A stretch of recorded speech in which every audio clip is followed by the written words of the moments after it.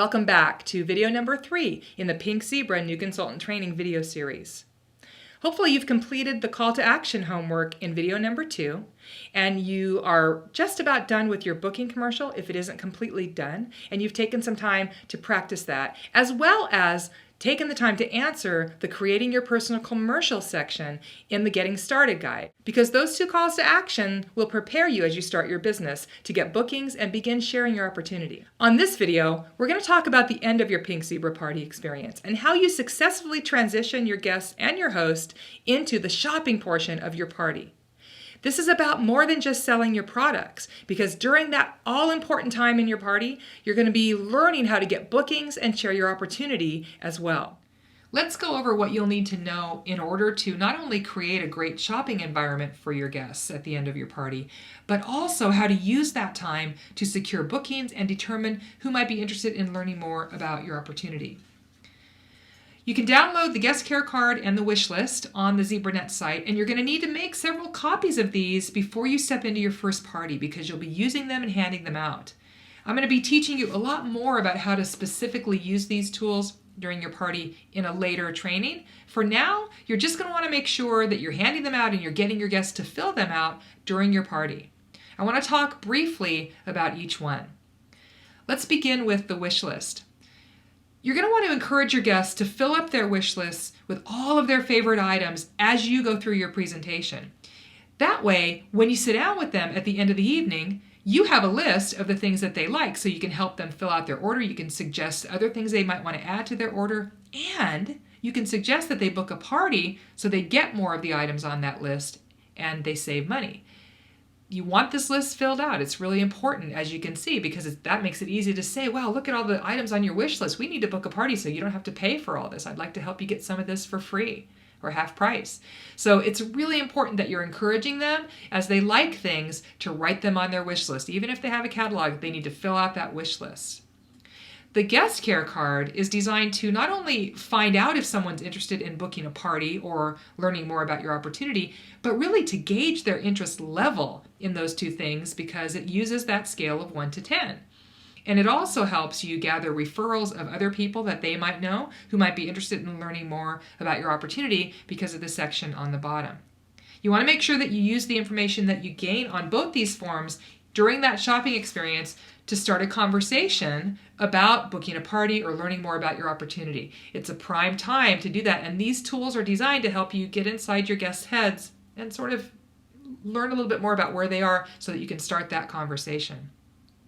Now, I'm a big believer in setting up your host right at the beginning of the shopping experience so that she won't inadvertently sabotage your party or do something like redirect the energy. That could sound something like, come upstairs and see my new bathroom, or hey, look at these 200 photos of my daughter's wedding. They never do that intentionally, but sometimes hosts unintentionally can sabotage this really important part of your party by doing that. So the best way to keep that from happening is to give that host a job.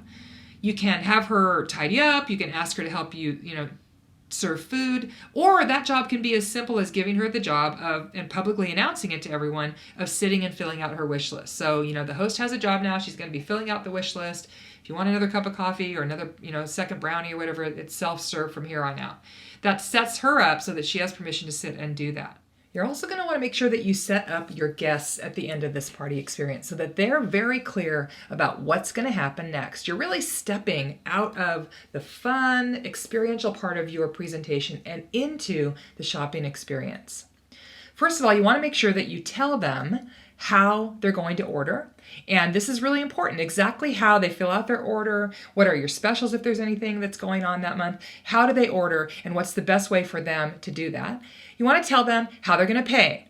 What forms of payment do you take? If they're going to write a check, who do they write it to? Be really clear about all these things. This is intentional, and you want to make sure that you're very intentional about all the details, and most importantly, about how you're going to support them by helping them fill out their orders and answering any questions that they might have. And what I always said during this portion was, I'm going to make sure that I come around and I'd really love to sit down with each one of you and give you some one-on-one attention so that you're really clear about getting the most amount of product for the greatest value and that you get exactly what's going to work the best for you. You have a very personal product. You talk a lot about that personal, experience and fragrance in their home. So it's important for you to sit down with them and ask them some questions and help them with this part. And it's also going to be important for you to do this because of all the results that can happen as you do sit down with them and you start to visit with them about, how to book a party with you and all the other things that can come out of that conversation besides just let me help you fill out your order.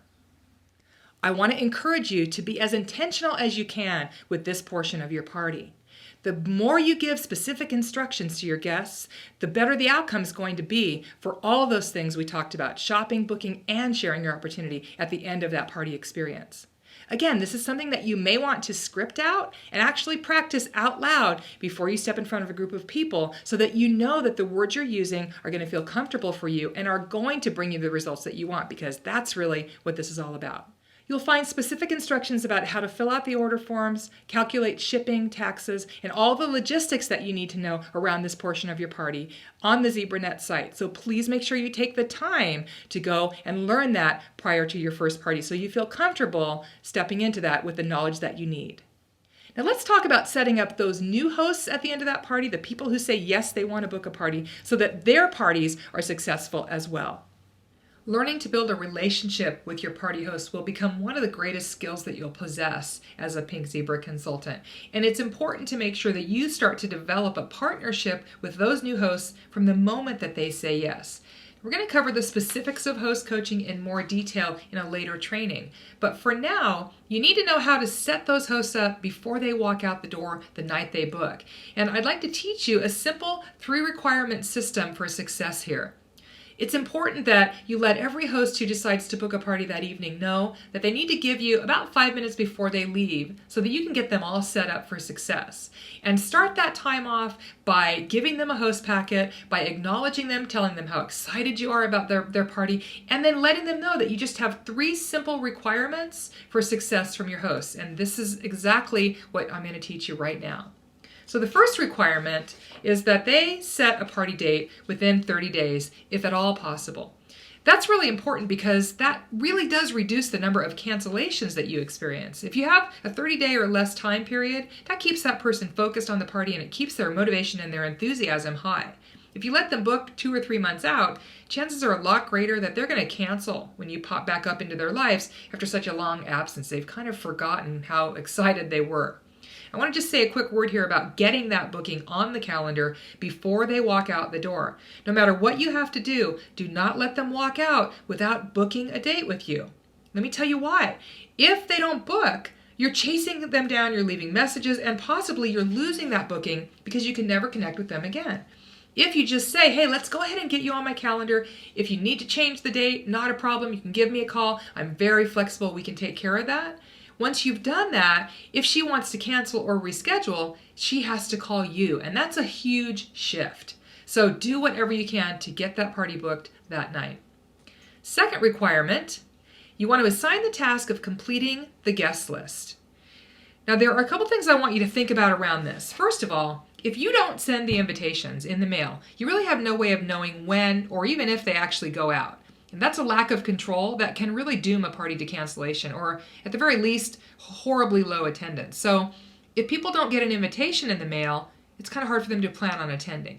Secondly, and really more importantly, one of the tasks that the host dislikes the most, oftentimes, is taking the time to figure out who they want to invite and create a guest list. They have to look up those addresses and, think about it. Once that task is done, that person's much less likely to cancel and she's more likely to hold that party. Plus, if she does get cold feet and she decides to cancel when you call her, 10 days out to confirm, you have a virtual insurance policy against this cancellation because you can simply say, oh my gosh, I'm so sorry. I just mailed your invitations. And then you want to make sure you get those in the mail that day if you haven't. But now she really has 2 choices. She can either call everybody to reschedule or she can call everybody to confirm or, cancel. Basically, she's going to have to make those phone calls either way. And a lot of hosts will just go ahead and hold the party at that point. If you don't have that list and you don't have those addresses, you don't have that insurance policy. It's also why it's so important to mail out the invitations in addition to using evites and social media to invite people.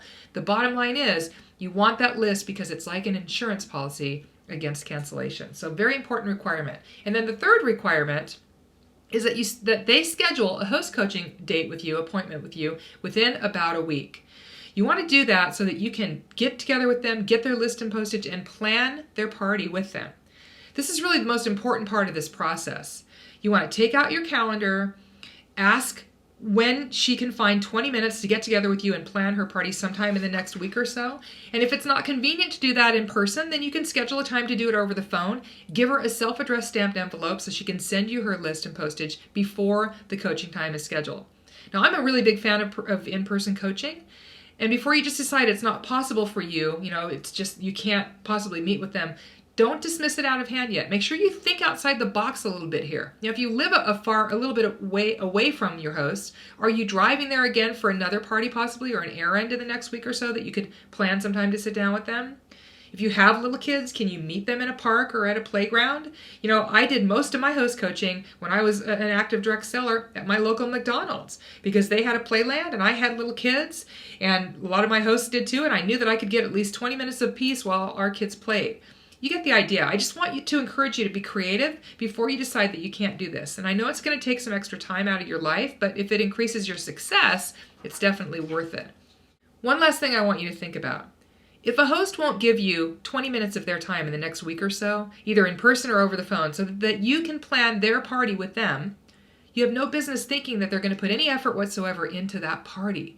And you really have no business expecting anything from them if they're not willing to make that commitment. So, don't be upset if you book the party anyway and then it ends up not being successful. This is a bit of a qualifier, and you want to make sure that those hosts understand that you're going to do a lot to support them and you have just a few requirements, and these are the 3 that I want you to outline for them.